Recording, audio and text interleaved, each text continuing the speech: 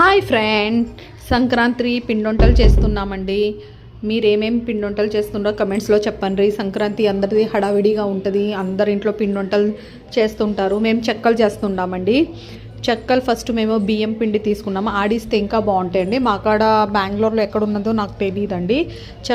పిండి తీసుకున్నాము, మన బియ్యం పిండి. దాంట్లో మట్టుకండి మనం పెసరబ్యాళ్ళు ఫస్ట్ కడిగేసి ఒక హాఫ్ అన్ అవర్ నానబెట్టి దాంట్లో వేసేసాము.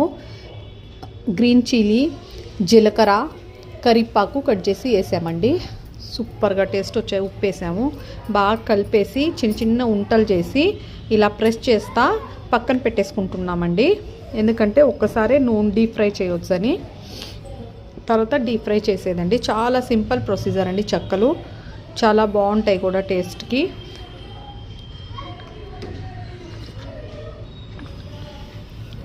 బెంగళూరులో క్లైమేట్ మరి టూ మచ్గా ఉందండి. ఫుల్లీ అసలు ఈ సంవత్సరం అసలు అర్థం కాని సిచ్యువేషన్ అండి. లైట్గా వర్షం కూడా పడుతుంది, ప్లస్ మొబ్బుగా అసలు ఫుల్లీ చలి అండి. ఈ సంవత్సరం చాలా చలిగా ఉన్నది.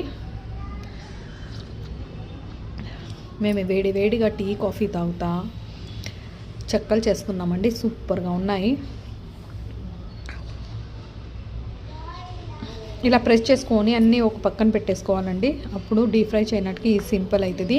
ఆ పిండి మటుకు మేము రెడీ చేసిన పిండి పైన ఒక తడిగుడ్డ వేసేసాము, ఎందుకంటే ఆరకుండా పిండి. తర్వాత చిన్న చిన్న రౌండ్స్గా గోల్ చేసేసి